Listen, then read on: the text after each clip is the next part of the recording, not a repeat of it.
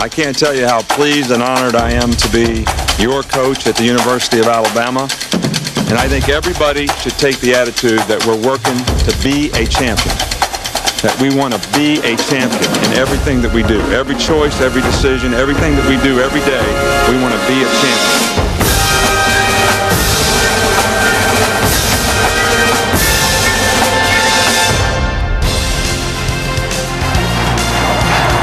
Perhaps the single most anticipated spring football game in the history of the University of Alabama, taking place today on a gorgeous Saturday afternoon in Tuscaloosa.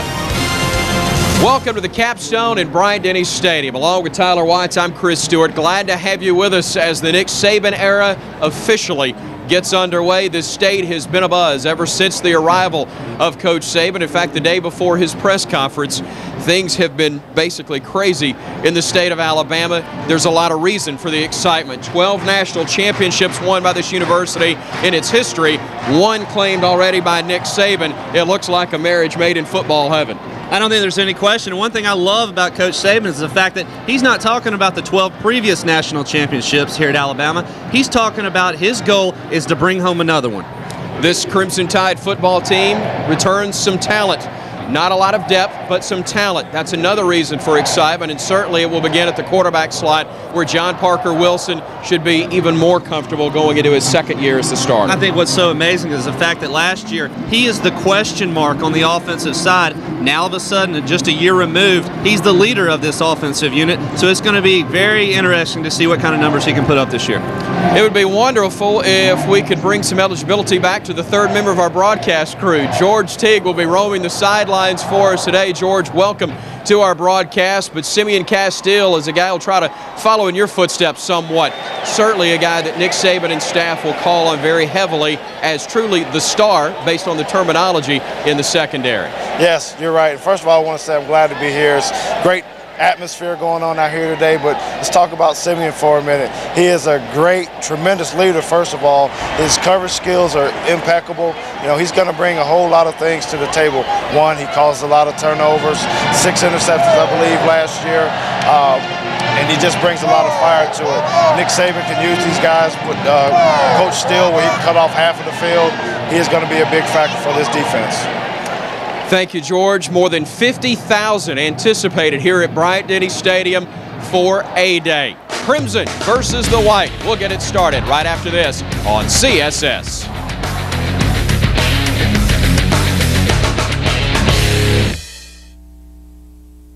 For a more gorgeous day in Tuscaloosa, Alabama, as the Crimson Tide wraps up spring drills with its annual A-Day game, along with Tyler Watts and George Teague. Chris Stewart with you here on CSS. More than 50,000 expected. It looks like we have hit that number and perhaps beyond as we're set to get things underway. Jamie Christensen kicking things off for the white team as Javier Arenas is the deep man for officially the Crimson squad, and he will bring it across the 20 to the 35-yard line before being brought down, and that's where the Crimson squad will begin. John Parker Wilson, the white team. John Parker Wilson, the quarterback for the white team. All the quarterbacks sporting the black jerseys throughout spring drills. As the junior-to-be quarterback out of Hoover, Alabama, will get his first snap under center in this spring game. He'll swing it to the man out of the backfield and making the grab.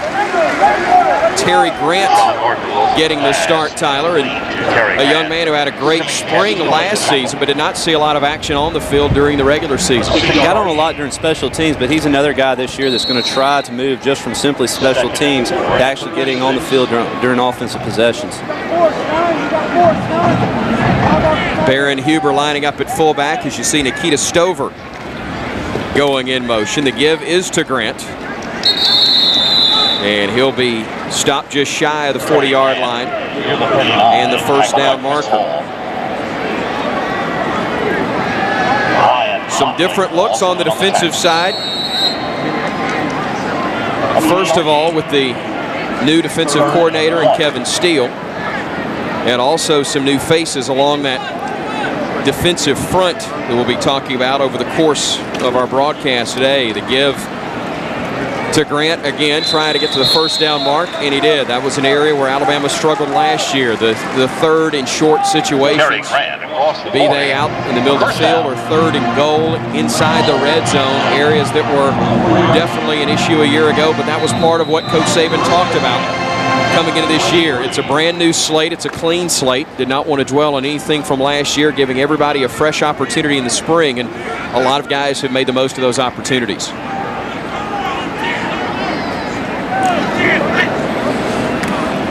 On play action, Wilson with time to throw. He's got Stover, but it's off his hands and just out of the reach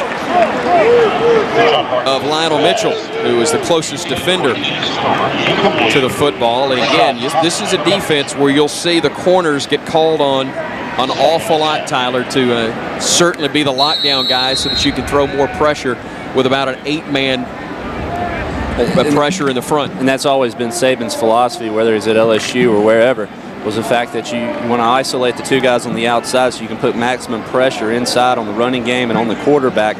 But as you said, it does put a lot of pressure on your corners to really perform well. On 2nd and 10 from the shotgun, which has been used quite often. A great play defensively there by the Crimson side. Darren Mustin, a senior linebacker out of Brentwood, Tennessee, stepping up to make the play. That is an area defensively where they're going to need some help. Not much experience returning at the linebacker core. And also on the defensive front as well. This defensive unit really did lose several leaders, several players that had several years of experience. So they're going to be looking to be able to fill those holes. There's the commissioner of today's ball game, Nick Saban, of course, the head coach of the Crimson Tide, but he has split the squads between the white and the crimson. First team offense in white, second team defense in white, as Wilson bobbles the snap and will have to unload the football. Once the quarterbacks are touched, they are officially in the grasp. The non-contact for the QBs, but Coach Saban splitting up his staff as well. Steak for the winner, beans for the losers next week. Kind of the traditional spring game or post-spring game celebratory meal for the winners anyway. They have a lot of cans of Van Camps, though, for those linemen on the losing team. P.J. Fitzgerald with a booming kick that will be fielded at the 15-yard line by Arenas. It's great success a year ago for the Tide in the return game and gets it back to the 25. As you can tell, a limited special teams that we'll see from the two squads here today. And Greg McElroy getting his first look at quarterback in game action, a red shirt a year ago out of Southlake, Texas, played at Carroll High School. Put up phenomenal numbers in his senior year. And he will go to the air on his first play. And not seeing much, he will tuck it and run and pick up good yardage before being stopped at the 30. Heard a lot of people talking about their anticipation of seeing this young man get some work. Again, great numbers coming out of high school. Did not play last year as a redshirt, but high expectations for him in a backup role. He's been a guy that all these Alabama fans have been wanting to see exactly what he could do. Late commitment to Alabama year before last. Here's another young man who has shown some promise. Glenn Coffey on the carry. Spent a good bit of last year injured. The 6'2", 225-pound sophomore out of Fort Walton Beach, Florida. You'll see Coffey get a lot more work this season for the Crimson Tide.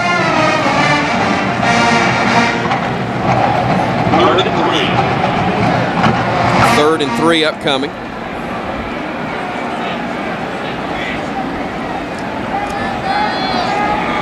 As it looks like he'll change the play at the line of scrimmage on 3rd and short. The good check off as he's got his man open and a nice catch across the middle. That's a lot of traffic right there. And it's Earl Alexander, one of those freshmen who redshirted a year ago, but the Central High School product out of Phoenix City, making a great grab in traffic. And McElroy doing a great job there. Defense brings up pressure right at the line of scrimmage, checks off to a little switch route.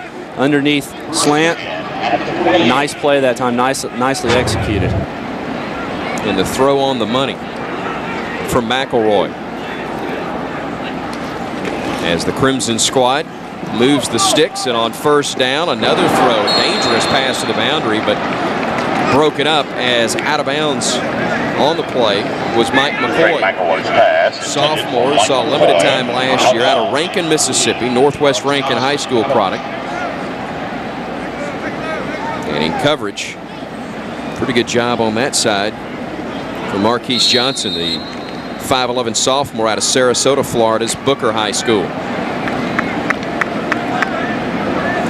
You see the clock continuing to move even with the ball being ruled incomplete. That's because we'll have a running clock throughout the game except for scores, penalties, change of possession in the last 4 minutes before the half and the end of the game. Second down carry, Coffee picking up good yardage to the 45. And a really good job by the offensive line there on the right side of just getting bodies on bodies, pushing folks around, allowing Coffee to find a crease. Nice pickup. Now all of a sudden, after the incomplete pass on first down with a nice 7-yard gain, all of a sudden the third and short conversion is very achievable.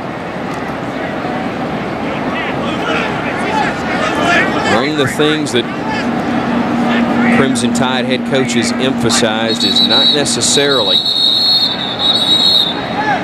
winning championships, but creating an atmosphere and environment for everybody to have a chance to succeed. And he knows that as you go through the process, success will take care of itself. Timeout on the field. We'll take the break with them. 7:45 to go here in the first quarter. No score between the Crimson and White. You're watching Alabama's A-Day on CSS.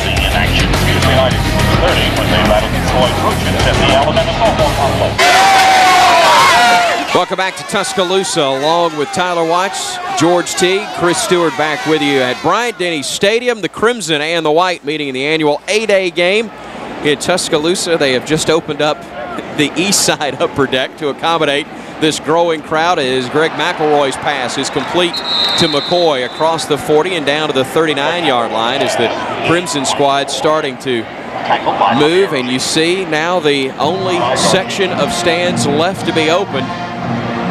Well, they've now been opened. The east side upper deck. We heard numbers well in excess of 50,000 possibly for today, and it looks like, Tyler, as that last section of seats are being opened now, the final count could be very, very interesting. Well, it's not exactly a trickle coming through those tunnels right now. Movement on the defensive front. There are flags on the field.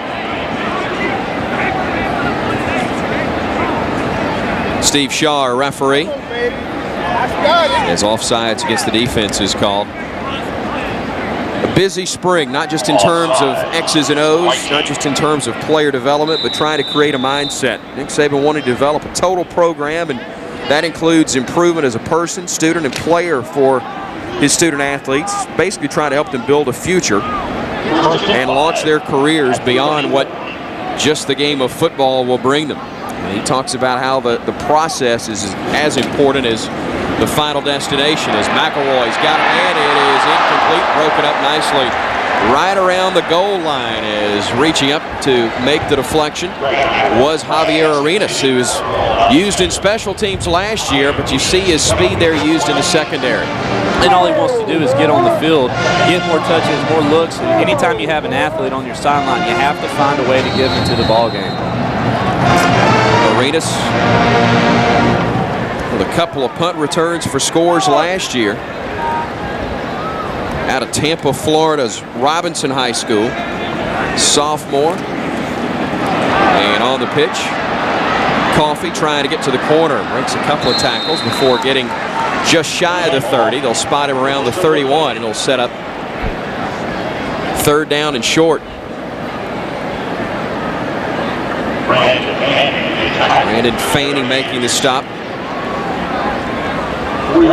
for the White squad. Third and 1 at the 30. Fanning, one of those defensive linemen that are few in numbers in terms of experience, 6'5", 253 out of Morristown, Tennessee.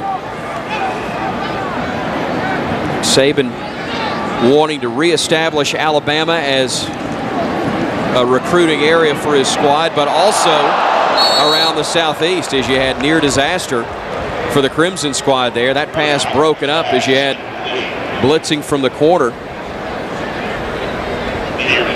The defender almost forcing the interception by Chris Pugh. There you see, we talk about the pressure that this defense is going to bring. A lot of different looks. That time Zach Schreiber just walking up on the line of scrimmage from the outside linebacker position and applying the pressure. And really the first bust that we've seen on the offensive unit for either the Crimson or the White, not picking him up. My mistake, Marquise Johnson. I had my 24s confused with the different rosters. But Marquise Johnson almost coming up with a pick there after Schreiber, who's out of Louisiana, had the deflection. 4th and short, they go for it, and I'm not sure they got to the first down mark. As usual, the offense says they have it. The defense says, no, you don't. And judging from the spot, it may be the White team that is correct. We're going to bring the chains out and take a look at it. Talked about recruiting. The state of Florida has been a recruiting hotbed for Alabama, and certainly an area of importance for Coach Saban's staff. They picked up 2 signees from Florida, joining guys like Roy Upchurch out of Tallahassee, Lakeland, Florida's Chris Rogers, P.J. Fitzgerald out of Coral Springs, Fort Walton Beach's D.J. Hall, as the first down was picked up. Mentioned Marquise Johnson a moment ago from Sarasota, Javier Arenas out of Tampa, Charlie Kirschman from St. Augustine, and Keith Brown from Pensacola. Those are all Floridians that have been a part of Alabama's success and hopefully building on even more. It's Roy Upchurch who gets his first carry. Coffee getting a breather, and deservedly so. 4 carries, 16 yards so far. Running back position a year ago looked like the numbers were big coming into the season, Tyler, but not nearly enough production for the offense's liking from that running game last season. We talked about the procedures, getting things going here for this new coaching staff. I think that's one thing they're going to put an emphasis on both the offense and defensive side. Sustaining and gaining control of that line of scrimmage. It is so important, and it definitely reflects with the amount of rushing yards that you're able to pick up during the course of the season. McElroy on 2nd and 9 with time to throw. Has a man, but it's incomplete. Trying to connect with Matt Caddell, one of the veterans at wideout for this Crimson Tide team. Georgia was fertile ground for Alabama in recruiting this year. 5 signees for the incoming class out of the Peach State. Lionel Mitchell talked about from Stone Mountain. Chris Capps, lineman out of Jonesboro, who's been injured during the spring. Marlon Davis out of Columbus. Jamie Christensen, place kicker from Norcross, and Lorenzo Washington out of Logansville, all from the state of Georgia, currently on the roster. As on 3rd and long, McElroy with pressure. Schreiber knocking the ball loose, and the quarterback down in the process, but it will bring up 4th and long. That's a couple of times now that Schreiber, the Louisiana native out of Shreveport, has had his name called. Just so much speed there on the end that time. That's a mismatch all day long, an outside linebacker versus a right tackle. And anytime you're able to get that look as a defensive unit, you got to be licking your chops.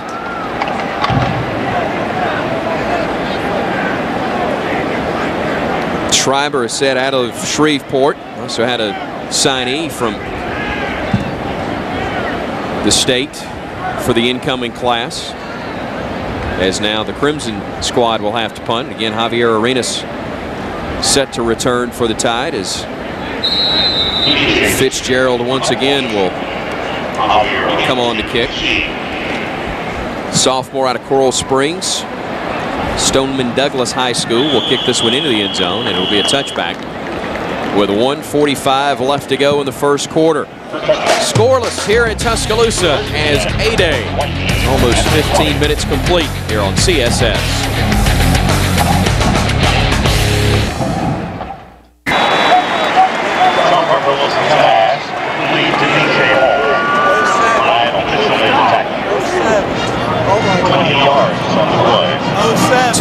carry by Jimmy Johns on first down, and then a long completion from John Parker Wilson to DJ Hall, something we saw an awful lot last year. And anytime you're able to get DJ Hall one-on-one, and you see great protection that time by the line. But you got to love being able to get one of your better receivers one-on-one in that type of situation. Hall last year, 62 receptions, over 1,000 yards, averaged 17 yards per catch for the Crimson Tide, and earned the respect of his teammates. Played most of the year banged up, still fought through, and had to play on one leg an awful lot of games, but still was such a major part of Alabama's offensive success. And, you know, players, teammates of one another really respect that kind of effort, that kind of drive and desire to stay out on the field and continue to contribute for your team. Wilson stepping up, has a man, beautiful feed to Hall, the great sliding catch inside the 30 down to the 29. Boy, that was not an easy pass to complete. Didn't have a whole lot of room, but found his man inside the 30-yard line. That'll bring the first quarter to a close, scoreless between the Crimson and White on A-Day. First quarter in the books here on A-Day in Tuscaloosa. I'm Chris Stewart along with Tyler Watts, third member of our crew, former captain of the 1992 National Championship Alabama squad, George Teague, down on the sidelines. George? Hey, you know, one thing I noticed there, I overheard Coach Applewhite talking about how he wanted to pick on the secondary a little bit by trying to do a little over-under deal because he felt like the pressure was going to come to him, but he had to find a way to get a 2-on-1 against those corners. You can tell the way they're throwing the ball a little bit around. I think they found a little hole, and I think they're going to keep trying to go at those secondary guys. Thank you, George. And as John Parker Wilson works on 1st and 10, having to elude the rush and wisely unloads it with nobody open. There's been so much talk about what the offense will look like. Will it be Nick Saban's offense? Will it be Major Applewhite's offense, which was the most successful in the history of Rice football a year ago? It's going to be a combination of everybody's, and as Coach Saban said, this will be Alabama's offense. It's going to be a hybrid of the success that a lot of those coaches have had, including the man there, Joe Pendry, and Major Applewhite. And some of the better coaches across the country aren't one that are rock solid in their beliefs and what they're doing, but ones that are flexible and willing to adjust. On 2nd and 10, Jimmy Johns getting another carry in that first quarter. John Parker Wilson 4 for 5 for 50 yards. Greg McElroy completing a couple of passes as well for the Crimson squad. You see the Brookhaven, Mississippi native, one of several Mississippi natives on this Alabama roster. Justin Woodall out of Oxford, Terry Grant from Lumberton, Mike McCoy from Rankin. Also got a signee from that state in the incoming class. An area Alabama historically has done so well with, recruiting around the southeast, is the beautiful diving attempt, not reeled in by Nikita Stover, but excellent effort, good coverage there from Lionel Mitchell among others. As you see ones going against ones here, the offense against the defense, and Stover had some good moments last year, but I think there's big anticipation on what he can do this season for the Crimson Tide. I don't think there's any question, and that really comes down to the entire secondary. Showed just moments of brilliance last year in their abilities to cover and make plays happen. And given this type of defense that they're going to run, they're going to have that opportunity once again. 43-yard try from the foot of Jamie Christensen. Plenty of leg, but the kick is no good. Still scoreless as we're early in the second quarter. Gorgeous day in Tuscaloosa. A-Day as the Nick Saban era gets underway. First and 10 for the Crimson squad after the completion from Greg McElroy to Mike McCoy, and then Roy Upchurch, a big burst up the middle, getting near the midfield stripe. And the Florida native picking up another first down on back-to-back plays for what is essentially the second-team offensive unit. Watch the offensive line this time. Do great jobs stepping, zone blocking, creating those gaps. And as you said, once you see them, just an explosion through there, picks up great yardage. Upchurch with 12 carries, 37 yards last year. Limited time for the Tallahassee native. Cadell in motion as Upchurch gets the carry again. And carries the pile for about 3 yards. Roy Upchurch. Just joining us, it's ones against ones, twos against twos, basically, as the second team offense wearing the crimson jerseys today. 2nd and 7 at the white 27. First team defense wearing the same. But you're going to have a lot of guys step up, Tyler, on the defensive front, especially as we got to look at the white squad's defense right there. That defensive front, Brandon Diedrich among those out of Elizabethtown, Kentucky, who's going to be called on as Upchurch makes the grab out of the backfield and gets corralled just shy of the 40-yard line by DeMarcus Waldrop, a senior out of Pinson, Alabama, Pinson Valley High School. We've talked about the different recruiting areas for the state of Alabama, but 12 of 24 February signees played their high school ball within the state, and historically, when Alabama's had its most success, you've had the best talent from within the state winding up in Tuscaloosa. Well, a good coaching staff is always going to go and cherry pick the best talent in this state and then go to the neighboring ones to find the vacancies or the holes that they're needing to fill. And this coaching staff has done a great job of getting the absolute best players out of the state. Short amount of time as on 3rd and short. Basically a busted play as McElroy slipped, making the handoff, and Upchurch is going to be close to the first down mark, but I believe he'll be just shy.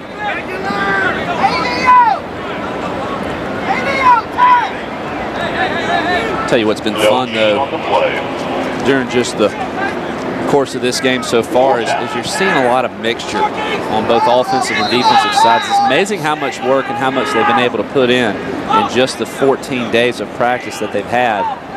These players have done a great job of studying up and realizing what the coaches are wanting them to do, and they've done a great job out here today of executing. A lot of movement on both sides of the ball. Impressive staff that Nick Saban has put together as Upchurch again fights through tackles to get inside the 35-yard line. Major Applewhite, of course, a very familiar name because of his playing days at Texas. Burton Burns is the associate head coach and running backs coach, a Nebraska native, played for Tom Osborne. Kurt Signetti out of West Virginia, receivers and recruiting coordinator. Bo Davis, LSU grad, coaches the defensive line. Ron Middleton, former standout at Auburn, coaching tight ends and special teams on Coach Saban's staff. Joe Pendry, a veteran, is the assistant head coach, handles the offensive line. He's another West Virginia grad. A few minutes ago, you saw Kirby Smart as McElroy will tuck it and run and gets good yardage inside the 25. He's going to be very close to another Crimson squad first down. Kirby Smart, a Georgia grad, assistant head coach, working with a secondary. Kevin Steele's the defensive coordinator for the Crimson Tide and inside linebackers coach. And Lance Thompson in his second tour of duty at the University of Alabama. Graduate of the Citadel, working with the outside linebackers. And again, combine those gentlemen with the administrative staff that work with this coaching staff. A lot of reasons why there's such high hopes for what Alabama can be, not just now, but in the future as well. And truly, when you look at this staff and ask them why they're at the University of Alabama, there's the tradition of excellence, but they will also tell you that the major reason they are here is because of the head coach. Major Applewhite said the #1 reason clearly for him was Coach Saban. He remembers what he did at LSU and at Michigan State, turning those programs around and basically being a guy who's proven himself as a winner at multiple places in different conferences. 9 yards. Saw the level of experience on this staff, quality of the staff as a whole. So it was really a no-brainer for him to come to the University of Alabama and take on that role as offensive coordinator. Second and very short. McElroy going to the air, throwing the fade for the corner. He's got McCoy, but can't quite come up with it. Just beyond his reach as you had Marquise Johnson in coverage. Talked about a few minutes ago how Major Applewhite was wanting to challenge these defensive backs. The reason is because you got every opportunity in the world to do it. We've seen Alabama go deep on both sides, crimson and white, several times. Haven't completed any of them yet, but it only takes one. It takes one completion to put up 6 points and completely change the outcome of a game. There are a few seats available here at Bryant-Denny Stadium as the Crimson works inside the 15-yard line. However, there are no sections available, and there are still people filing in. The conservative number said 50,000. I would venture to guess we eclipsed that long before the kickoff of this, and if we're not in excess of 70, I'll be very surprised. Unbelievable numbers for the A-Day game here in Tuscaloosa. Nice pitch to the right side and running room for Jamar Taylor, freshman. 7 yards on the play. The running back for the Tide picking up some nice yardage on the corner. So fun to watch misdirection offenses because they really suck linebackers in. Here you see McElroy pitching it out. Great talent there, turning the corner. And as you said, number 82, Earl Alexander, doing a great job coming off his stalk block on the outside and going up to the safety to pick up an extra 4 or 5 yards. Taylor in the first scrimmage of the year, 10 carries for 32 yards. As McElroy again will go to the air, and the pass is caught by Cadell for the first score of the day. Crimson getting on the board as Cadell able to create some separation between himself and Javier Arenas, making the grab, and McElroy with a touchdown pass to put the Crimson on the board first. 4th or 5th time that they've gone and picked on the outside corners, finally paying off. Great job delivering the ball on time, and as you said, Cadell with a great job looking it in. Christensen on to add the extra point. It's good, and the Crimson does indeed have a 7-0 lead. 5:11 to go in the second quarter. A-Day in Tuscaloosa. Fans getting a chance to see the Crimson Tide in action.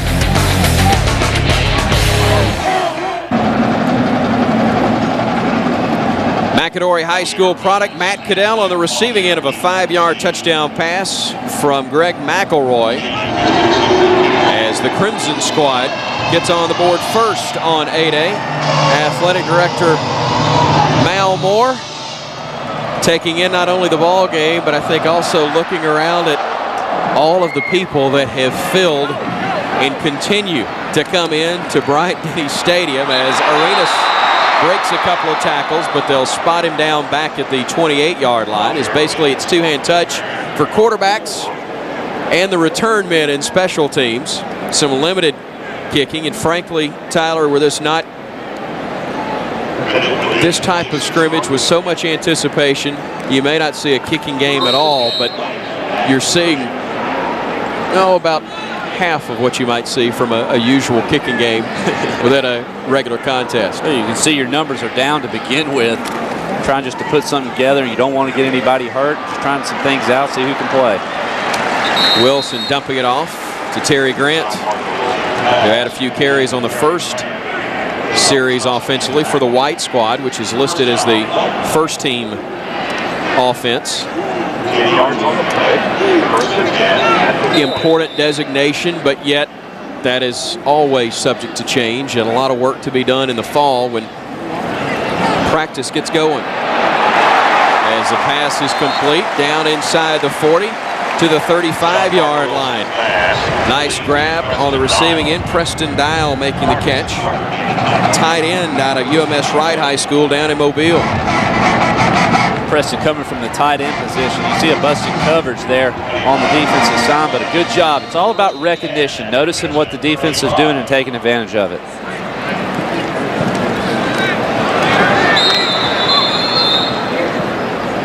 Wilson on the keeper as the final few minutes of the second quarter continue to tick away.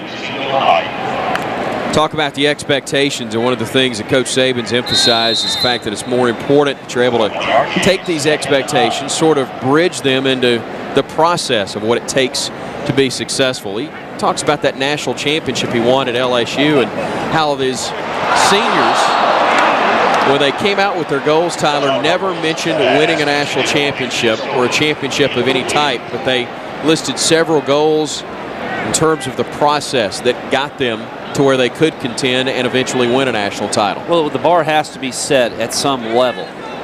As a coaching staff, you always want your players' expectations to be higher than your own. Otherwise, you're going to have some problems. Learning how to practice, pushing one another, competing each and every day, and wanting to be perfect. Those are the things that win championships. They're the ones that allow you to line up correctly, run plays correctly, and then after you do that, you have opportunities to win games. Wilson to throw. He's got a man. It's the big tight end, Nick Walker, inside the 20, down to about the 17-yard line. As again, the White squad able to move the chains. Different look here once again. Walker doing a great job of creating separation. That's something that's difficult for a tight end to do against a linebacker, is fool him into thinking he's going one way, but a great job that time by Walker. On 1st and 10 from the 17, Wilson. The pump fake, looking, and overthrown, and probably a good thing. Double coverage there by Simeon Castile. And also Rashad Johnson, a junior out of Sullivan High School in Alabama. And coverage there on Keith Brown, senior out of Gulfport, Mississippi. Up and down junior year. Battling some nicks and bruises as well.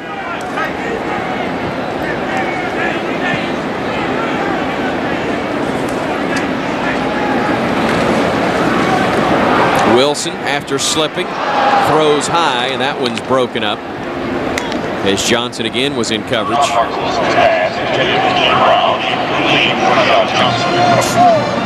To try to put together numbers for this game will be awfully difficult. There was no attendance charged for this spring football game. Conservatively, there was talk about 50,000. My prediction was about 71 when I saw the weather forecast. As Wilson throws, got a man, complete to Hall for the touchdown. 17-yard touchdown pass as Wilson connects with Hall. And the white team answers right back. DJ Hall going to the slot position that time. That's going to automatically give him a mismatch. Wilson doing a great job. He's evolved so much in recognizing what defenses are trying to do. He keeps his eye on the safety, realizes he's pushing out. That allowed DJ Hall to do a great job with his body language. Faking to the outside once again, able to pick up 6.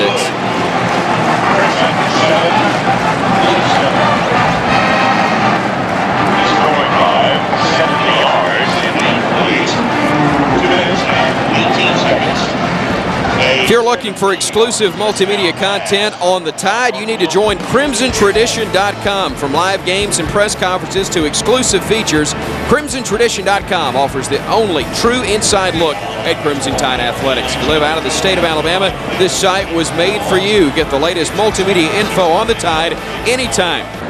Basically, it's a running clock, except for scores, penalties, change of possession, and the last 4 minutes before the half and before the end of the game.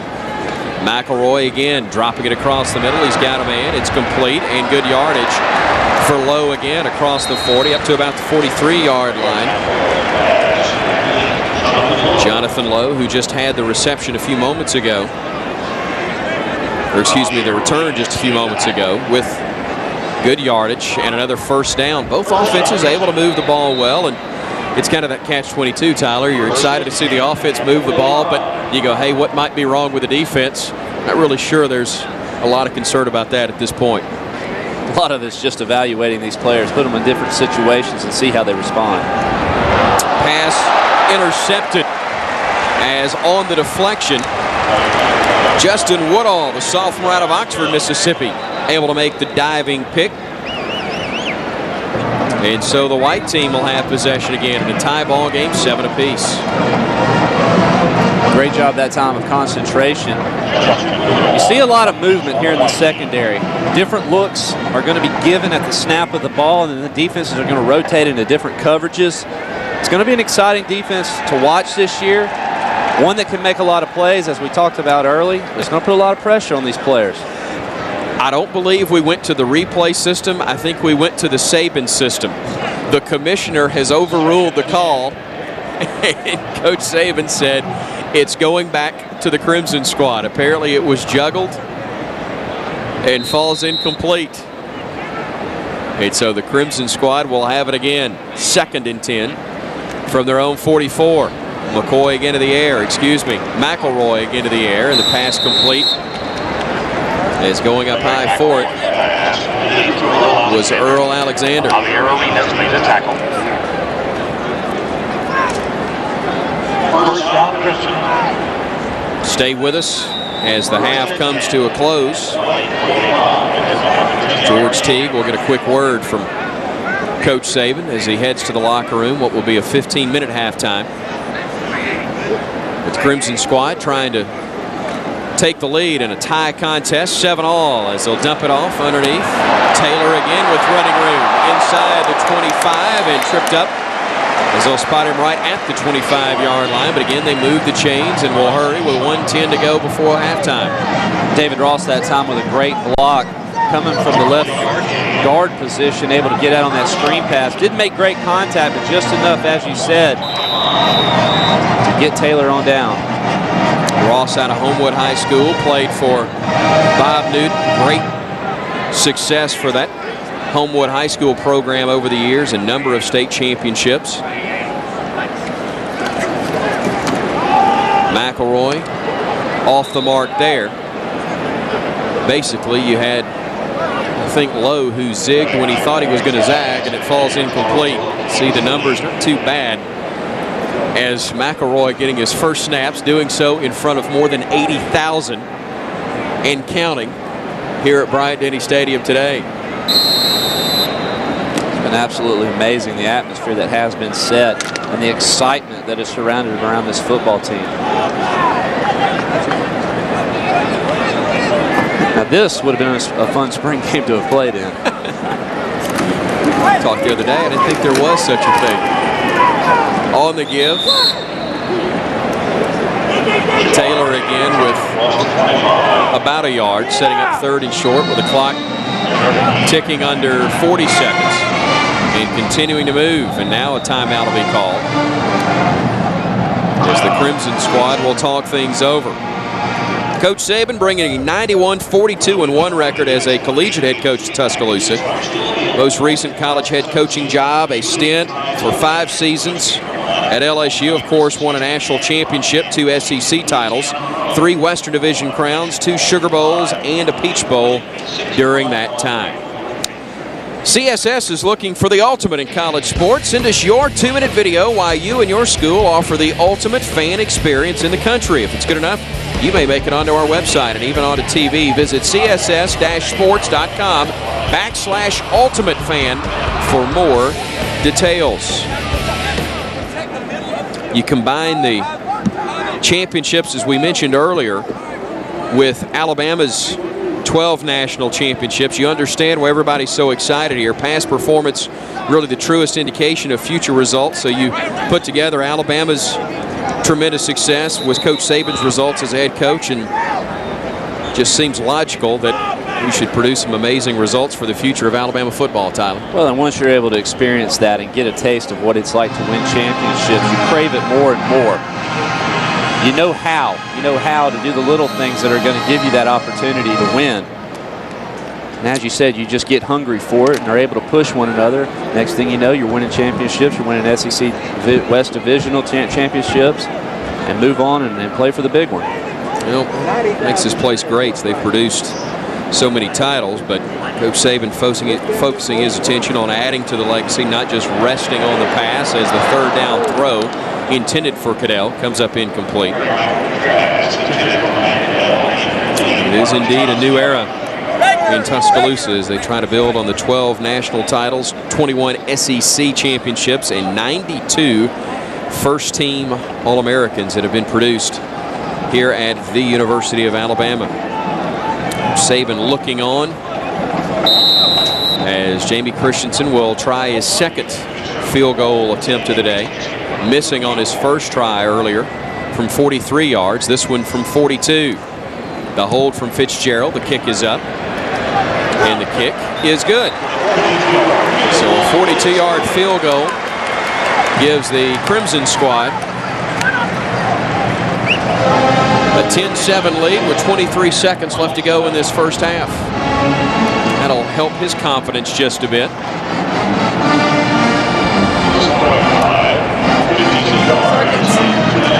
Catch Sports Night weekdays at 6 and 11 for a fast break debate of the hottest sports stories in the Southeast and the biggest sports celebrities. Join the Sports Night crew weekdays at 6 and 11 only on CSS, your source for Southeast sports. Steve Shaw, SEC official, talking with the newest head coach in the Southeastern Conference, although he's quite the familiar face, Nick Saban. They're getting him on the other end since they moved down there. Playing the role of commissioner today, as he is overseeing everything from the Crimson and White squads to, as we saw with the overrule a few minutes ago on that call, the officials as well. I don't blame him. I take advantage of it too. It's the one time you can truly tell over the referees. Kickoff by Christensen, fielded at the 10. And Cadell, who had a ton of success as a punt returner and kickoff return man at McAdory High School, just outside of Bessemer, returning that one up to the 30-yard line. So 18 seconds left to work with for the White squad. The 2-minute drill likely to be used by John Parker Wilson, as he will have 3 wideouts in formation. And Terry Grant is his lone setback. Wilson under pressure has to unload it. Heavy rush up the middle. Wallace Gilberry among those with a hand in the face of Wilson. Gilberry, senior out of Bay Minette, Alabama, and in Baldwin County. Great story, overlooked by most schools until he had a tremendous North-South All-Star game, which is high school all-star matchup within the state of Alabama. Got the attention of Mike Shula's staff, and I believe the first signee of that staff. And now entering into his senior year as on the give. Grant will get it to the 35, and that'll likely be the final play of this first half. So the Crimson, a 10-7 lead over the White at the half, as the record crowd in attendance here, I think very pleased with what they have seen so far. Some success on offense, some good things happening defensively. And Tom Roberts from the Crimson Tide Sports Network and George Teague down on the field talking with the Alabama head coach. Well, it's great to see this kind of support. I kind of keep looking around wondering about it too. So, you know, it's outstanding support for us, and I think the players really appreciate it. They've done a lot of hard work in the last 4 months, and this is great self-gratification for them to see this kind of support for them. George? Coach, one amazing thing is we saw, you always talk about discipline. You only had 1 penalty in the first half. How important is that to you to have these guys focused like that already? Well, I think what we're trying to accomplish is the fact that we want guys to be able to focus on every play, play with effort, play with toughness, and play smart, because you never know when it's going to be a game-defining play. And if you make a lot of mental errors and you don't have a lot of self-discipline, you're going to get a lot of penalties, and you're going to make mental errors that hurt your team. So that's the one thing that we've really tried to stress with our players, and hopefully we'll be able to continue it and sustain it when we get a little tireder in the second half, because sometimes that brings out some mental errors. All right, Coach, thanks a lot. All right, thank you guys. Appreciate it. Thank you, Coach. Tom Roberts from Crimson Tide Sports Network and our own George Teague talking with the Crimson Tide head coach. Crimson leading the White 10-7 at the half.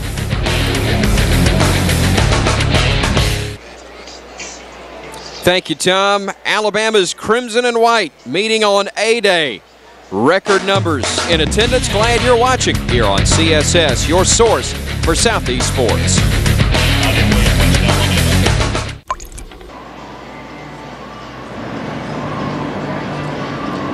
Tide fans with a lot to smile about in Tuscaloosa today as the Crimson Tide A-Day game takes place. Chris Stewart along with Tyler Watts record numbers in attendance here. They saw some good things in the first half of action. It's been fun on both sides of the ball to see guys flying around the field, making a lot of plays. Both offensive lines, in my opinion, have done a nice job getting bodies on body, really controlling that line of scrimmage. Let's take a look at the highlights from the first half of play as, again, both sides of the ball had something to feel good about. Heavy pressure, Zach Schreiber a couple of times able to get into the backfield. And that's just a mismatch and a great play by Schreiber.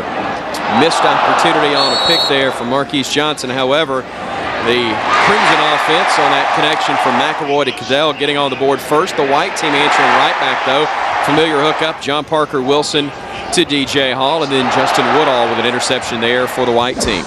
Called back, of course, but as you said, I mean, all these players out here on the field are doing a great job of really showcasing what their abilities are. That's right. It was the overrule from Commissioner Saban on that play, so possession went back to the white team, or the Crimson squad, who eventually would make a field goal to have a 10-7 lead at the half. We'll have the first half numbers for you when we come back. It's an absolutely gorgeous A-Day in Tuscaloosa on CSS.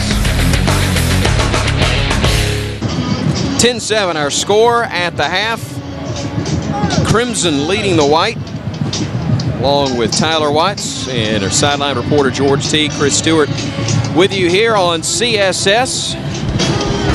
Summer football camp is one of the most important events for our Crimson Tide staff each year. The Alabama football camp, not only a time for to enhance performance, but also it's an opportunity for the coaching staff. First half numbers, 12 first downs for the Crimson, but the rushing yardage very balanced for the Crimson team. 68 on the ground, Tyler, 86 through the air, as Greg McElroy 8 of 17 with no picks, 15 the number John Parker Wilson, but for 19 yards as we're underway in the third quarter with a lot of running. He can't shake free from Jamie Christensen. He's the only man able to get a hand on him, and all the way to the 45-yard line. Fans excited by that, but head coach, commissioner, Ace 8 game, Nick Saban not real pleased with the fact the coverage not able to get a hand on him as he had a big seam wide up. That's just the nature of this game. Somebody's going to do something great, somebody's going to do something bad all in the same play. So the Crimson holding a 3-point lead will begin the third quarter from the 30. McElroy again to the air and overshoots the receiver, and we send it down to T. It's going to be interesting. This half is defense adjust. I overheard the coaches talking about giving more credit to the second than we think. Even though they're throwing the ball on a lot, they're saying, hey, stay positive, do what you have to. It is the defensive lineman's and the linebackers' fault for not getting in there the way they need to. So they're communicating a lot about how to execute their blitzes, getting more pressure on the quarterback, and taking some of the pressure off those defensive backs. Saban's really tried to emphasize his team play 60 minutes regardless of what the scoreboard says, wants them to truly be a team, which means everybody's working together. They want to work to dominate their opponent. One of the things that I think really stands out is Tyler, he says he wants players to be responsible for their own self-determination. You hear talk about being a great motivator as a coach, but yet he wants players to take the responsibility on themselves to motivate themselves. That's their job. That's their responsibility to take care of their own business. When you have to coach effort, that's doing nothing but taking away from the fundamentals of getting better and putting in and executing plays and defenses and things of that nature. So no coach ever wants to spend any amount of time coaching the effort. Big hit delivered, but the grab made. A nice catch again by Mike McCoy as Sam Bernthal, the sophomore out of Decatur High School in Decatur, Alabama, hit him right between the numbers. One thing I've been impressed with so far is just the ability for all these receivers, whether they've had 3 years of experience or this is their first spring game or second, finding the holes. They're doing a nice job of being savvy in the defensive backfield, just floating around, finding those holes, knowing when to expect the ball. So on 1st and 10, McElroy swinging it out to Upchurch. He's got running room and is tripped up as he crosses the 40. Brought down right at the 39-yard line.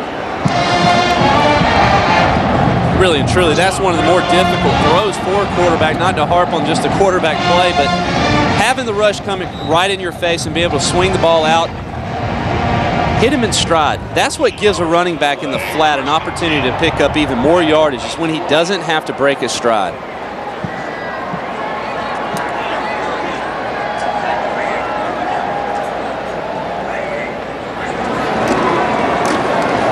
Upchurch on the carry.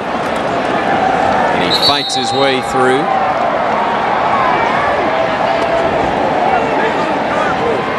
Upchurch to the 34. Among the changes you saw this year, a couple of guys switching from offense to defense. Brian Motley being one of those out of Otagoville, and had a great second scrimmage, leading the way with 11 tackles. But also Ali Sharif going from running back to a spot in the secondary as that pass is dropped right about the 30-yard line. Trying to connect with Charles Hope, the tight end out of Briarwood Christian, not able to hang on to it. What have you seen from McElroy that you like here in his first action at Bryant-Denny Stadium? He has good field presence, good awareness of what's going on the other side of the ball, and he's done a nice job of setting his feet and throwing towards his target. He's been a little high on some, but that's going to happen. He's been in rhythm, though. He knows where he wants to go with the ball. He's not hesitating. He's not hitching more than one time. He's doing a nice job of just understanding what he's wanting to do. Upchurch again on the carry. Big hit applied as he gets to the 30. And he got absolutely leveled. Formed unpile, and it looked like number 45, Charlie Higginbotham, the freshman out of Mountain Brook High School, was the one that said hello to him. I had an opportunity to watch Higginbotham when he played at Mountain Brook. You talk about a presence on the defensive side of the ball. You knew where he was on every play.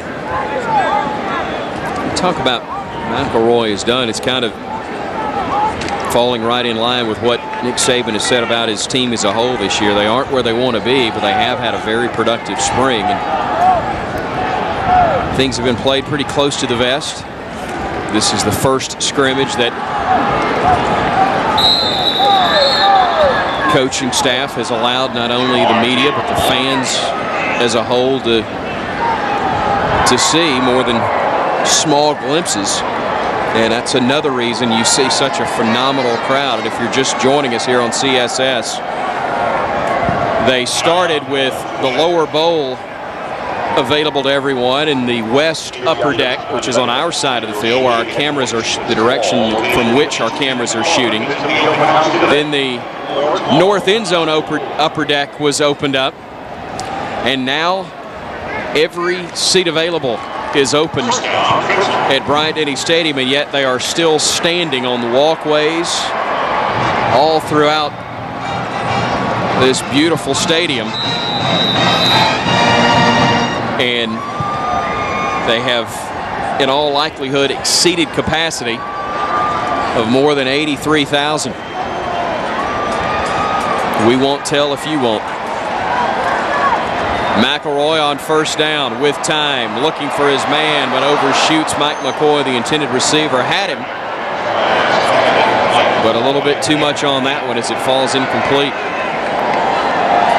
But Greg held the ball a little bit longer that time than he wanted to. He was waiting for the play to develop as McCoy was coming across on the post, but it just got held up out there by the cornerback, and McElroy unable to deliver the ball when he wanted to.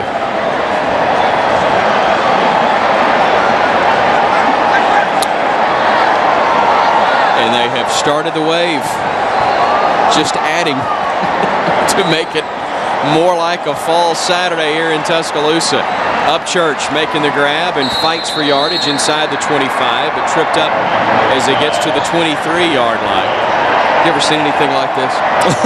I mean, this is, in all likelihood, when the final numbers are in, probably 30,000 more than have ever seen a spring game at the University of Alabama. I've never experienced a spring game when all of the lower bowl was filled up, let alone what is here today. talk about preparation for crowd noise. This is a great opportunity. $1 Million Band, cheerleaders. Basically a dress rehearsal as that one is tipped into the air and falls incomplete. And it'll be 4th down for the Crimson team, already holding a 10-7 advantage.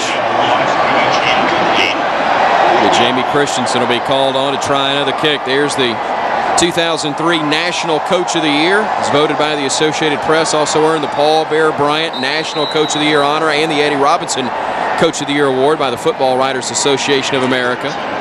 2-time SEC Coach of the Year. Of course, takes over the Alabama program after serving as the head coach of the NFL's Miami Dolphins for 2 years. And the field goal is up and good.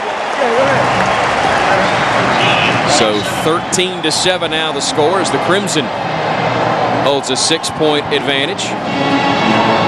Feels like golf weather, and you can get PGA event highlights and the latest news on all of the top players with Brian Katrak and Danny McNulty on Southern Golf Weekly. Southern Golf Weekly tees off Tuesdays at 5:30, only on CSS, your source for Southeast sports.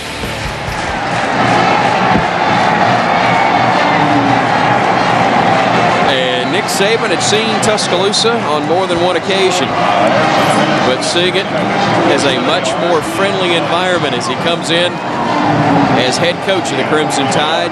Spring football game here after 2 years with the Dolphins. Took over a team that finished 4-12 in 2004, led the 05 Dolphins to a 9-7 record. That was the 3rd biggest turnaround in the National Football League that season. 2nd highest victory turnaround ever for a Dolphins team. And in fact, they finished 05 on a 6-game winning streak. That was the longest of any squad in the NFL that year. But his heart was back in the college game, and Alabama had an opening. And it is a fit that many believe will bring Alabama back to the height that they are of college football that they're so accustomed to. And it's not just on the field, Tyler. You look at what Coach Saban's squads did at LSU, producing 84 academic All-SEC honorees in 5 seasons there, including 25 members of that 2003 National Championship squad. Their graduation rate for players improved dramatically under his watch, and had a couple of players earn first-team academic All-America honors as well. And you can already tell from talking to people around campus, it is clearly what they do between the lines that is so important, but he makes sure that players are getting the job done in the classroom as well. Well, and I think the one thing that speaks volumes for is the fact that he recruits intelligent players who are able to take care of their business off the field. But don't think for 1 minute that doesn't carry over into the classroom or into the football complex, what they're trying to teach these players, because you need an intelligent player in order to get across your philosophy of what you're trying to do. And there's no question there's a direct correlation between the success on the field as well as off. Jim Parker Wilson certainly enjoying the offensive scheme that's been put together as he will tuck it and run, looking for first down markers, and I would assume the whistle to blow as well. Knowing that he's not supposed to be hit, he'll feel a lot better when that whistle blows, and it does. But not before he gets just shy of the 40-yard line. That'll bring up a 3rd and very short. You hear the talk about the shotgun look. We've seen a little bit of that today. That's something he ran with so much success, winning a couple of state titles under Rush Probst at Hoover High School, one of the top prep programs in the nation. Well, it's just a different look. It gives a quarterback an opportunity to see a few more things before the snap, a lot of movement that's going on, and also just really opens up your play calling abilities. On the give, Jimmy Johns, who again found out just how serious Coach Saban is about getting the job done on the field and off. Missed a little bit of practice time, but earning his way back into the rotation, and it is a inexperienced ground attack for Alabama, as Jimmy John's the most experienced returning rusher. But there's a lot of talent, as you've already seen. Terry Grant, Roy Upchurch, Glenn Coffey, and in Jimmy Johns, as Wilson again will go to the air, and a great play. Lionel Mitchell breaking up that pass intended for DJ Hall.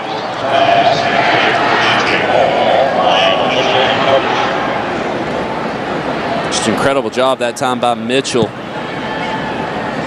closing the gap seeing what that they're throwing at him, breaking down and closing in on that cushion. He's been picked on a few times today, but has done a relatively great job in the secondary.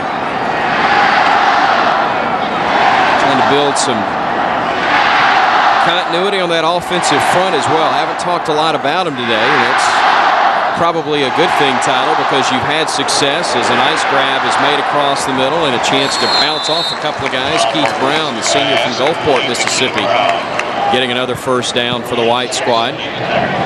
You've got some real anchors to build around, and Antoine Caldwell at center and Andre Smith at left tackle. And as you see, those are among the guys giving Wilson some time to throw and find his receiver. And then the best thing that these linemen could have had was just having that year of experience under them now. They know what to expect playing in this conference and going up against good quality defensive linemen. It's going to do nothing but benefit the offense in the 2007 season. On first down, Wilson back to the air, and that one broken up. Intended again for Hall.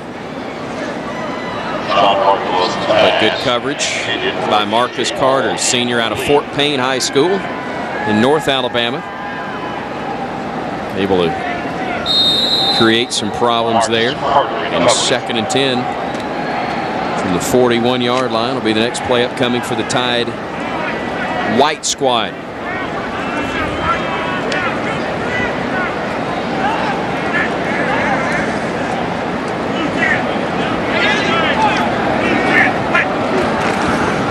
Play action. Wilson again to the air. Again, he's got Brown and bumped out of bounds right at the 35-yard line. That'll set up 3rd and about 4 for the first down.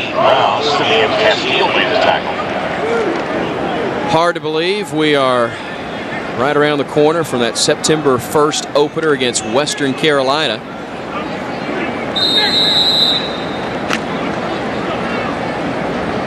I'm not so sure you won't have fewer people, because I'm not real certain we're not in excess of capacity here.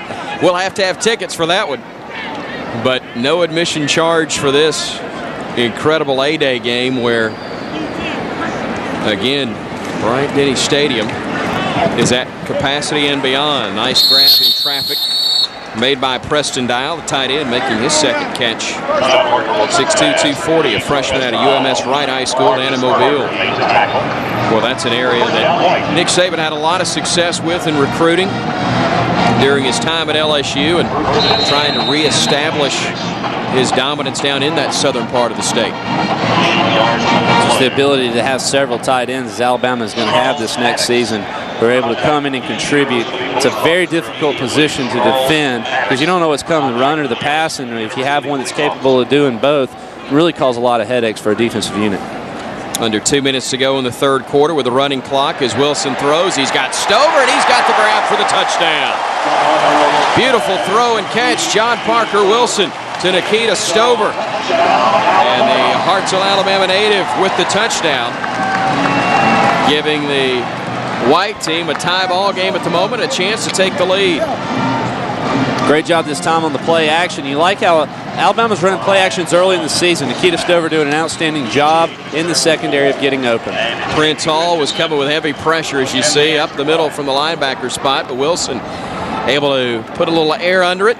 And the tough catch is made. Christensen's PAT gives the White squad now the 14-13 lead with 1:51 left to go in the 3rd quarter.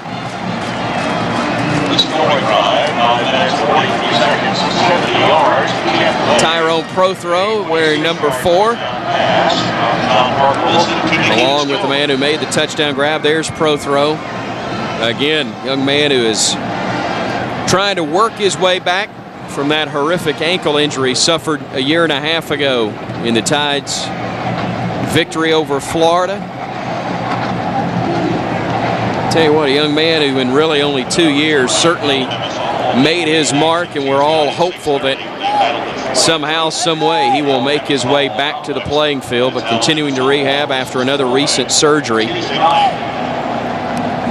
to help repair that horribly damaged ankle, where he suffered a compound fracture and has had numerous surgeries and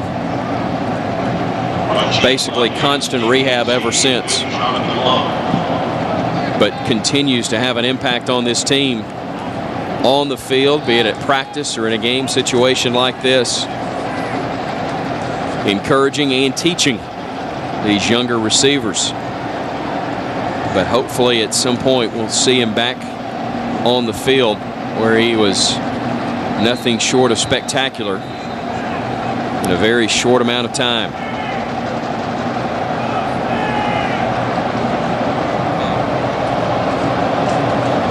(14-13).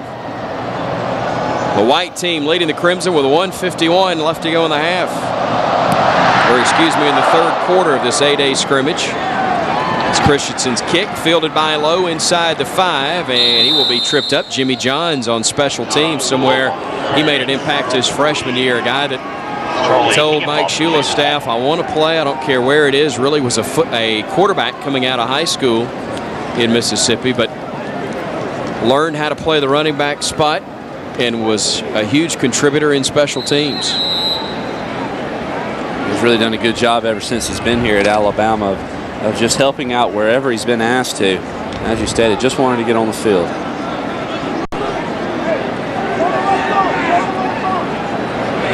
So from the 30, Greg McElroy leading the Crimson squad, trailing now, dumps it off, but I think they're going to call that play down.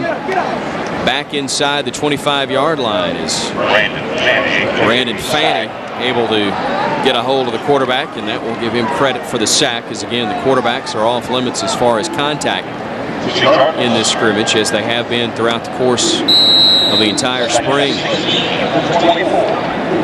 So that'll bring up 2nd and 16. Again, a running clock here in the third quarter and the fourth, with the exception of penalties, scores, changes of possession, and the final 4 minutes of the end of the half and the end of the fourth quarter, as we have another rare flag thrown. Something George Teague brought up at halftime talking with Coach Saban, Tyler, the fact we have not seen many penalties, and that's a very good sign here for a spring game. I like the quote that he gave too. You never know when that game-changing play is going to happen, so you play every play like it's the game-changing play. Now, even when you have a penalty flag thrown, they're sometimes waved off, as that one was, an inadvertent flag thrown. As you'll have 3rd down and 14 upcoming. They need to get just across the 40 to make the first. It has been a spring full of teaching, both in terms of X's and O's and technique, but also philosophy for Nick Saban and his staff, as McElroy's throw is behind Matt Caddell, the intended receiver, and will fall incomplete. He basically has issued his mission statement to the players, where he wants to create an atmosphere and an environment, giving everybody a chance to succeed, first of all as a person. He wants the players to be more successful in life because they were involved with the program. We will tell you more about that when we come back to Tuscaloosa. 3 quarters in the books on 8A. A record crowd seeing the white team lead the Crimson through 3 quarters of play.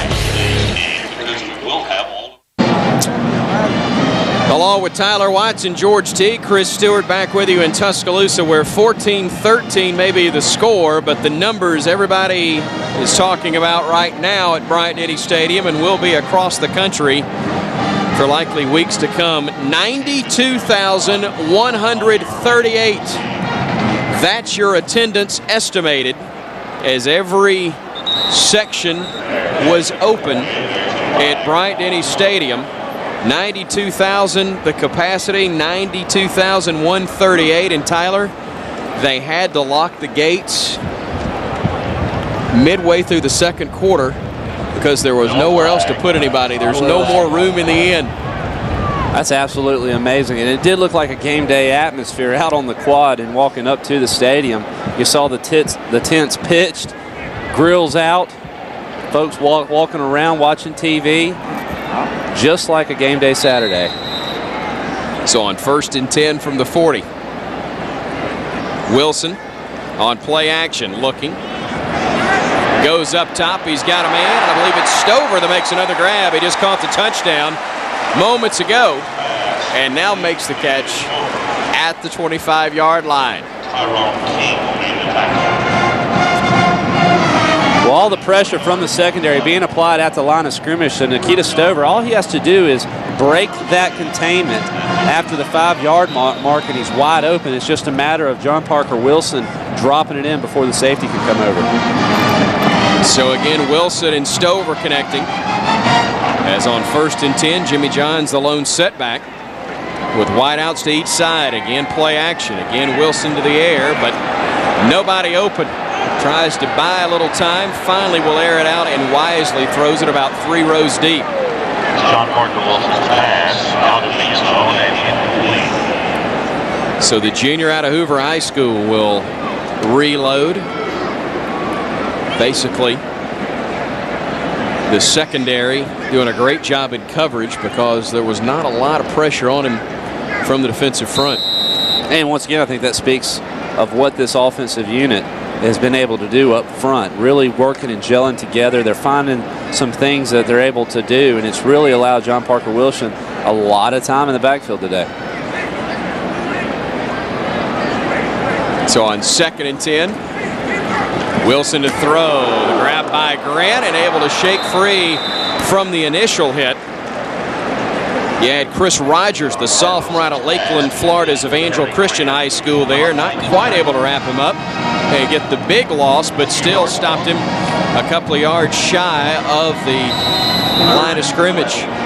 All starts with the secondary, though, shutting everything down, forcing Wilson to drop it in the flat. And as you said, Rogers doing an outstanding job just coming up from that safety position while the ball is being snapped and then filling in there.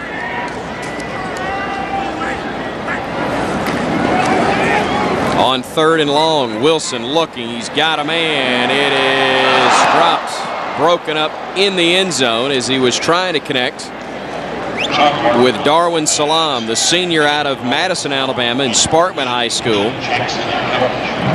Good job by Kareem Jackson in coverage, able to break that one up as he had a half step on the defensive back. And this white team has really found something that's working over the middle, being able to lure these safeties up and then dump it over the top of them. Just another great scoring opportunity. Jackson out of Fork Union High School in Virginia, just a freshman.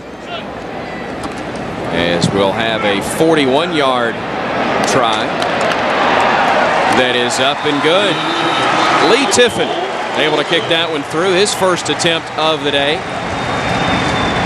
Some ups, some downs for Tiffin last year in a reserve role for Jamie Christensen when he was injured in the middle of the year, and great to see him kick one through on A-Day and hopefully regain a little confidence that may have been shaken a bit when he had some struggles at different times a year ago. Well, all the ability in the world, you have one bad day and everybody thinks that you're not capable anymore, but he knows that he's very capable of, and I'm sure that the 90,000 people that are here today are building more confidence, and he's going to get his opportunity once again. He's going to get that chance to get back out on the field and come through for all these fans.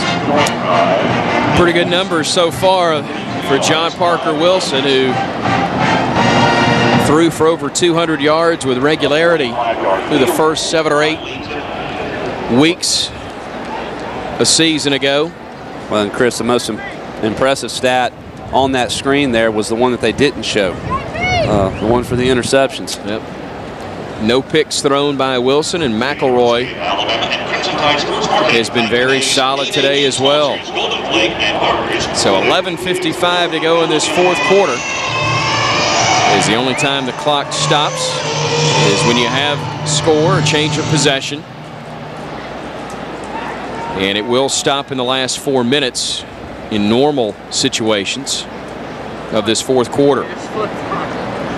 Again, 92,138, probably the conservative estimate on attendance at today's Golden Flake A-Day game at Bryant-Denny Stadium, and frankly, a lot of people have left. They came, they saw, they liked a great deal of what took place, and now A few of the fans making their way out, but the large majority still here as we've got just under 12 minutes to play as spring drills wrap up at the University of Alabama. Lowe, another nice return across the 35 and spotted down at the 37-yard line. Jonathan Lowe really doing a nice job on several returns today. Lowe, the senior out of Central High School in Phoenix City, with a big day. Trying to earn an opportunity to maybe join Javier Arenas as the return man for the Crimson Tide, and Greg McElroy, again the Texas product, kind of a late signee a year ago, changing his commitment and deciding once Alabama offered him a scholarship, he wanted to come to Tuscaloosa. Great success at Southlake, or out of Carroll High School in Southlake, Texas. As again, Jamar Taylor gets the call there.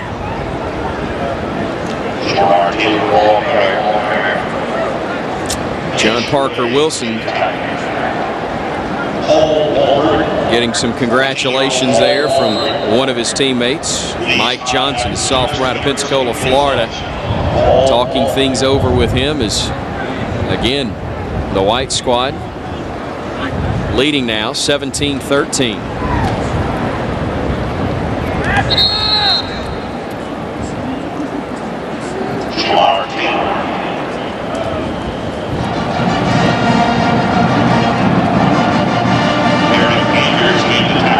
You have to be impressed with this second unit offensive line as well. A lot of guys, Farr, Ross, a couple other ones that redshirted last year, able to come in. Worked a lot last year in practice only, probably on the scout team, and they've done a very impressive job today.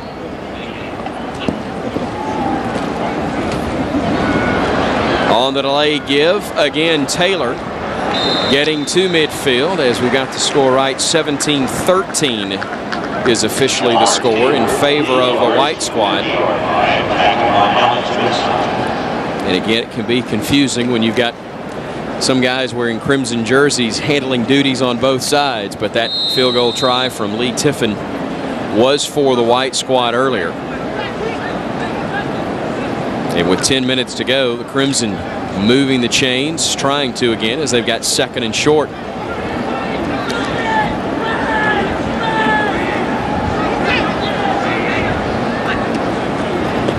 On play action, trying to connect with his big tight end. That's Daniel Wood, a sophomore out of McAdory High School. Same high school that again produced Matt Caddell.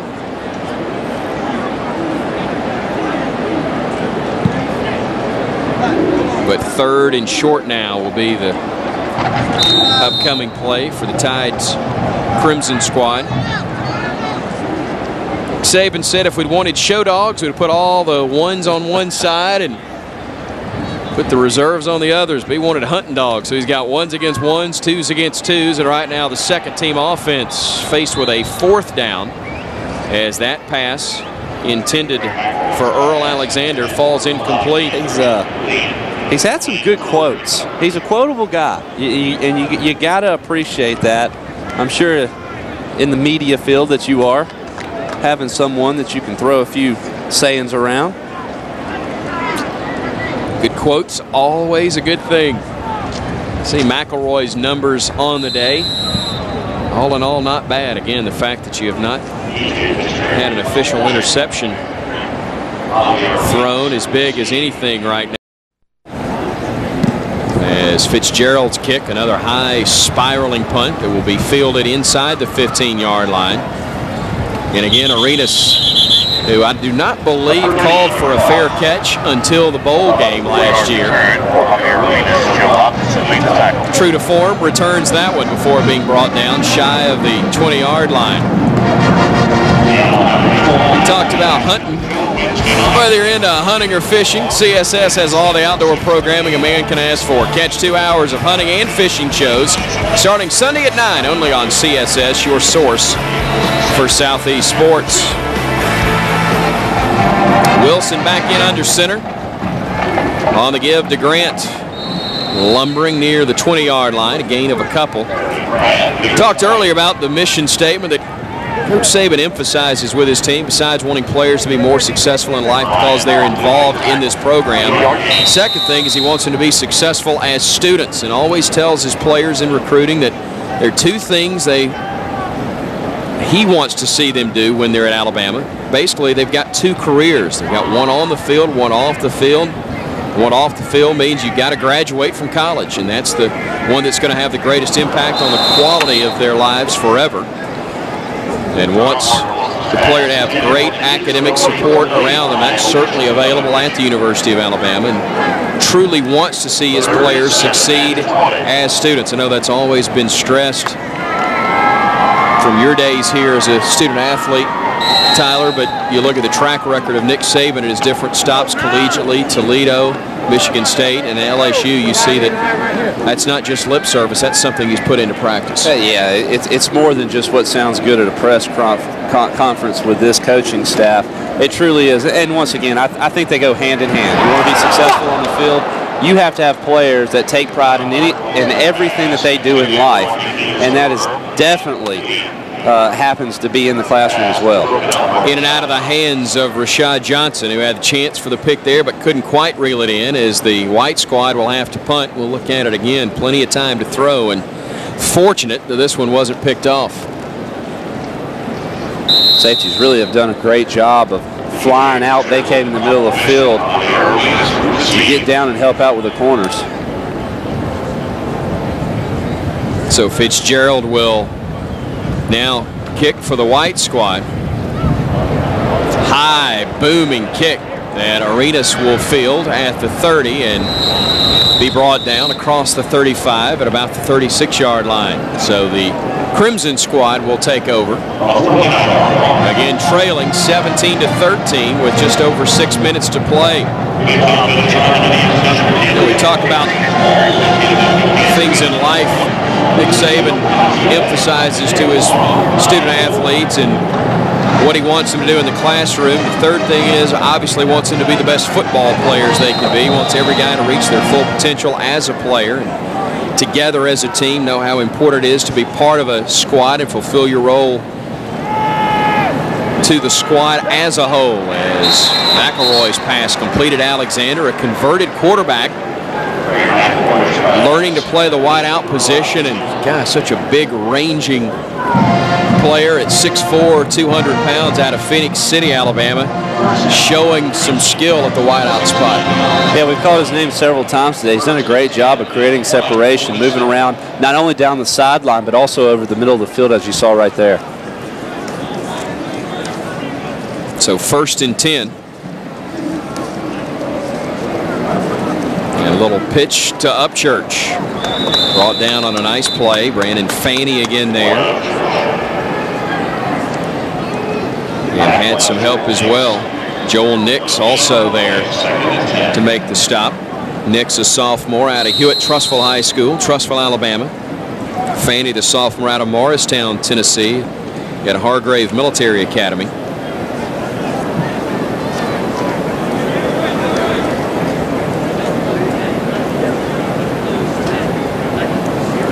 On 2nd and 10, play action. McElroy trying to bide some time, but again, heavy pressure. And again, Brandon Faney will be credited with a sack. Called his name quite a few times today as he continues to spend time in the backfield. And that's going to set up a big 3rd and long for the Crimson squad, which trails 17-13 as we've got now under 5 minutes to play. Just a great effort that time by Faney, able to fight off the double team and get into the backfield, disrupt the play. Not only do that, but also get the sack. You talked about the field position. Now all of a sudden, whereas you probably need one more first down, and then you already be in field goal position, now you got a long 3rd and 14.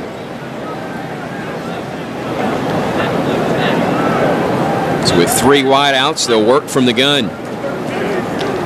McElroy with time will have to go underneath, completes the pass, but good coverage there again by the white squad's Marquise Johnson. As Patrick Hanrahan, the sophomore fullback out of Springville, Alabama, is going to be brought down. Got a yard, but not much more, and it's going to force the Crimson squad to punt down by 4 with now 4 minutes to play.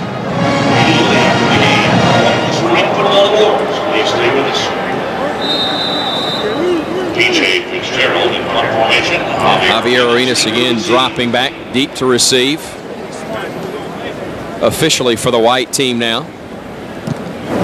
Fitzgerald, another spiraling kick, and a fair catch called for right at the 10-yard line. That's where the white squad will have possession, basically with a chance to run out the clock and win this scrimmage and have a chance to eat steak rather than the beans that the Crimson squad will have to endure next week if they're not able to get the ball back and score some points. But,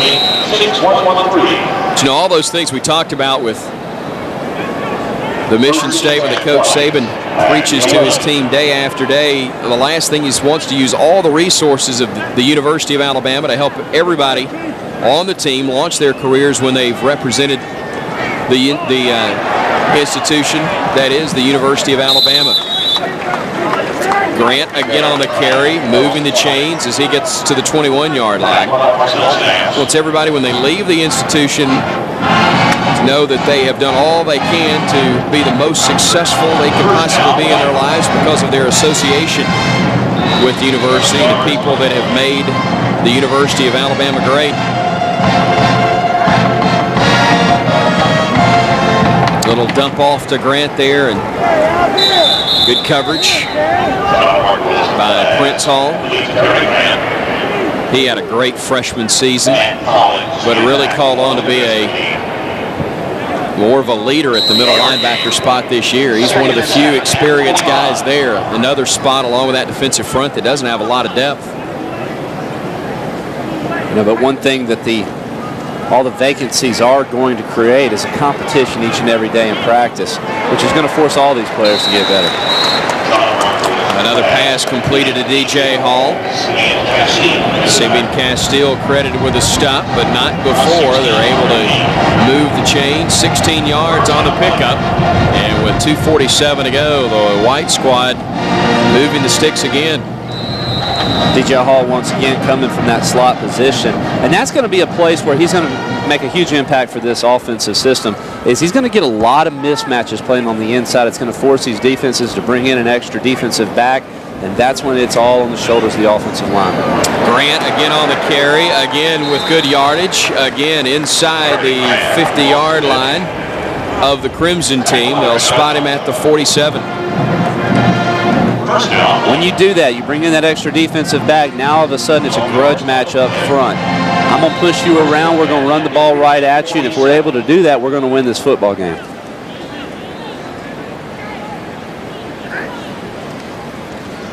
Little A give to Grant once more. They'll keep it on the ground and push the pile near the 40, spotting him back at the 41-yard line as time ticks away. 6 yards on the play. And basically, even though it is the white team that's leading, Nick Saban wanted to use this as the 2-minute offense, the hurry-up offense to a degree, for the white squad as though they're trailing. Another learning opportunity for these guys in front of the large crowd.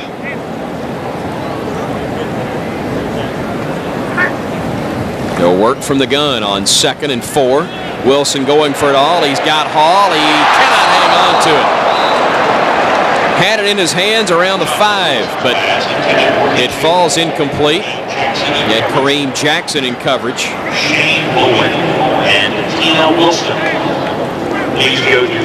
Incredible job that time by DJ Hall. You talk about moving him around. We start him off in the slot. Now all of a sudden we're going to put him on the outside. Try to create those mismatches. College football is about mismatches, getting players on other players that aren't capable of covering them. And DJ Hall is one of your exceptional wide receivers. So they're utilizing him, moving him around, creating those type of situations. 17-13, the white leading the Crimson, but 92,138. The story of the day, a record crowd here by more than 35,000 for an 8A game at the University of Alabama. They wanted to see the Crimson Tide under Nick Saban, and they have turned out in droves. In fact, people turned away as they had to close the gates or turn people away at the gates in the second quarter because they had opened up every section available here at Bryant-Denny. And yet they were still coming. Trying to go to Hall. He cannot hang on to it as it was broken up on a nice play by Lionel Mitchell. So with 1:31 to go, 2nd and 10 will be upcoming. Western Carolina, Vandy, Arkansas, the first 3 on the schedule next year for the Tide. Western Carolina, the home game in Tuscaloosa on September 1st as we look at the 07 schedule. Arkansas, conference game here at home. Georgia coming to Tuscaloosa on the 22nd, and they wrap up the month of September in Jacksonville, a neutral site game against Florida State. As on 2nd down, when batted around before falling incomplete. But I tell you what, you'll have a pretty good gauge of where this football team is after the first month of the season when you see the likes of Vandy, Arkansas, Georgia, and FSU. That's a tough stretch right there, and especially the way that Vanderbilt has turned their program around these last 3 or 4 years. That is definitely a tough stretch of 4 games right there. Final 7 games, we'll have Houston coming in for homecoming. That's not a pushover by any stretch. Ole Miss will host the Tide before Tennessee comes to town. Then it's an off week with Mississippi State, LSU, Louisiana Monroe, and Auburn wrapping up the regular season slate.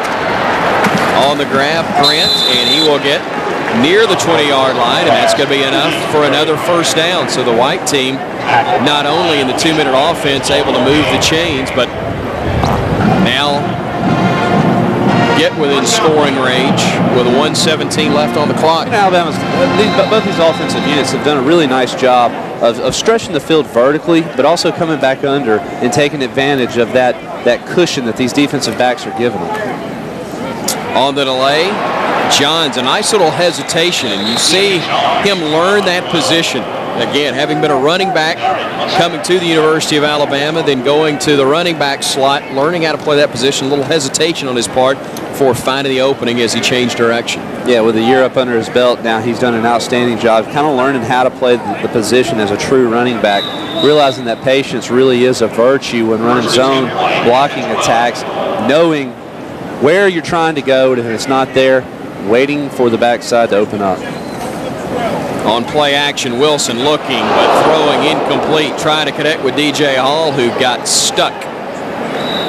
And 2 guys the worse for wear there, as Hall took that shot from Rashad Johnson, and he is a bit woozy as well. What a collision in the end zone. What a hit. And this is where you hope both guys get up and are okay. It looked like DJ Hall may have just had the wind knocked out of him. That's easy for me to say way up here, but judging from where that hit took place, once he can breathe, he'll be fine. Backside safety didn't move, and as a result, DJ Hall paid the consequences. That's a tough read there for Wilson to know what both safeties are doing at the same time while trying to execute your play action. Asking a lot of them. 49 seconds to go. The white team with the lead, but looking to add more as, again, in this spring scrimmage, treating it as though they are behind in the game, trying to put points on the board here in the 4th quarter. So on 2nd and 10, the give to Johns, and wrapped up on the play. It was Ezekiel Knight, a converted wideout from a year ago, actually a year and a half ago, at a Randolph County high school in Wedowee. Doing a job defensively. Again, they're hopeful with his athleticism and size, 6'4", 230, that he can play a role on that defensive front. I think he's definitely going to have several opportunities this season. Paired up against a slower offensive tackle, he ought to have the ability to really put that speed rush on and get upfield, apply pressure in the backfield. See that Nike logo on the Alabama apparel. Alabama is one of only a handful of programs that have been chosen by Nike to be in their Nike Elite program. There are 2 Pac-10 teams, 2 Big 12 squads, and just 1 Southeastern Conference team. That's the University of Alabama. The Nike Elite program means that Alabama football players get the best of the best that Nike has to offer. Of course, Nike, the leader in apparel and footwear for both high school and college-aged athletes. And the best of the best, that's what Nike represents. It's what Alabama will have available to them, and that's what Nick Saban wants this Alabama program to be once again nationally. The best the country has to offer. It has been on 12 occasions. 12 national titles. Nick Saban has won a national title as well, and hopeful that the math will continue to work and titles will be added, but it's a day-by-day process. And again, that is what he has emphasized, the process, creating an atmosphere and environment for everybody to be able to succeed. And Coach Saban has said they won't be successful simply because of who they are. It's a day-by-day approach to win your own championship, to claim your own title, and work each day to take that next step to get there. But there is no question that the success of the players that have come here before give you those resources that you so desperately need. They give you the ability to seat 92,000 fans in the stadium, to have 92,000 show up each and every week, and to create that atmosphere that these younger recruits are going to relish in playing in front of. Tiffin trying to add to the total for the white squad, and he will kick that one through. And with 31 seconds to go, the white team now holding a 20-13 lead over the Crimson. So the Crimson will get the ball back and a chance to tie it up, but with only 30 seconds to play. We'll watch that NFL draft at the end of the month in New York City, and of course, as you watch it on ESPN, you'll see a lot of Alabama players hoping to have their names called, and that will take place. But also look for the number of early selections from LSU. The class being drafted into the NFL this year from LSU, or from Coach Saban's recruiting class that helped win that 2003 national championship. Those guys are now juniors and seniors going into the NFL. And again, a testament to not only the players he recruited but developed, that they've been able to come through his programs and move on to the National Football League and be successful in so many different areas of their lives. He has definitely impacted a lot of young players. These Alabama fans want him to impact the ones that he has here immediately. I think you can see that talking to a lot of former players such as yourself and George Teague earlier. Intensity is something they are wanting to see from the Crimson Tide. I don't think there is any doubt you have and will continue to see that from a Nick Saban coach squad, as Lowe is going to be leveled by Corey Reamer, the junior out of Hoover High School. He's worked his way through some injuries, but great to see him back out on the field, Tyler. Missed all of last year because of injuries, and there's no question that it's good. He's a guy that Alabama can use on the defensive sides. He's smart enough, played a lot of strong safety, but he's a guy you can put up in the box to stop the run, but also really just coach everyone else up on the defense, make sure people are aligned correctly and doing their responsibilities. So on 1st and 10 and 70 yards to go, and just 25 seconds to do so, Greg McElroy trying to lead the Crimson squad as they trail by 7. Taylor finding the boundary as quickly as possible. They're going to have to stretch the field, though, a little more than that with just 19 seconds to go. And according to the scoreboard, they have just 1 timeout remaining.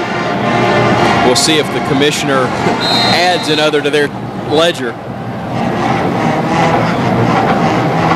Again, the head coach of the Tide saying, I'm going to be the commissioner today and I'm just going to oversee everything. He named some of the writers from around the state as honorary coaches for the day, which means that some of them are going to have a chance to eat steak next week, and the losing honorary coaches will have to eat beans. The opportunity to eat beans with the losing squad. So might want to be locked out of that participation. I am interested in finding out later from those beat writers which ones are licking their chops and the others are not exactly looking forward to that meal. Pass is going to be broken up but not intercepted. A sliding attempt there from Marquise Johnson. And somebody's about to get wet. That's, you know, guys are up to no good when they're grabbing the water bucket. On Parker Wilson and Mike Johnson looking for an unsuspecting assistant coach who I believe is now a little wiser as to what's going to take place. I know one thing, they're not going after the guy in the sport coat and tie. Better save that for when it counts. If then. 3rd and 9. McElroy airing it out, looking deep, and it is going to be broken up again by Johnson. And so with 6 seconds to go, 4th down upcoming. And I can't tell, I think they got Joe Pendry. Joe Pendry, who's the tight ends, or excuse me, Coach Pendry, the assistant head coach and offensive line coach, probably feels pretty good, frankly, right now. It's 80+ degrees down there on the field.